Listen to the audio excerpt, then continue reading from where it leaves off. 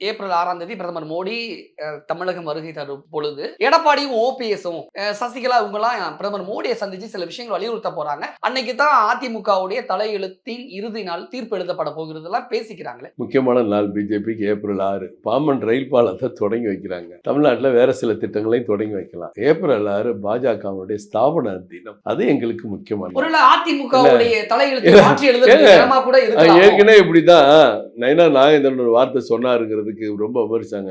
என்னங்க அவருக்கு போய் இடி ரைட்லாம் போய் தான் அவர் கூட்டணி சேர்க்கணும், போன் பண்ணா போதும் சொன்னாரு. அந்த போன் பண்ணா போதுங்கிறத அவர் என்ன உள்நோக்கத்துல சொன்னான்னு யாரும் புரிஞ்சுக்கல. தப்பா உடனே விமர்சனம் பண்ணீங்க. நட்பு ரீதியா இருக்காங்க, ஒரு போன்ல பேசி எப்படி இருக்கீங்கன்னு பேசினாலே போதும்னு சொன்னது கூட அவர் அரசியலா அதோ ஒரு நயனா நாகேந்திரன் படத்தை போட்டு டிவியில காமிச்சு இப்படி பேசிட்டாரு, அதிமுக போய் கேள்வி இப்படி சொல்றாரு, நீங்க அவரை திட்டுங்க, இப்படி எல்லாம் பேசுறீங்க. அது ஏப்ரல் 6 தான் வேணுமா? சந்திக்கிறதுனா டெல்லியில சந்திக்க முடியாதா? ஏன் அப்படி ஒரு கணக்கை போட்டு நீங்க அப்படி சந்திக்கிறதுக்கு ஒரு 15 நாள் தள்ளி சந்திக்க போறாரு, சசிகலா சந்திக்க போறாங்க, ஓபிஎஸ் சந்திக்க போறாரு, இபிஎஸ் சந்திக்க போறாங்க அப்படின்னு சொல்றாங்க.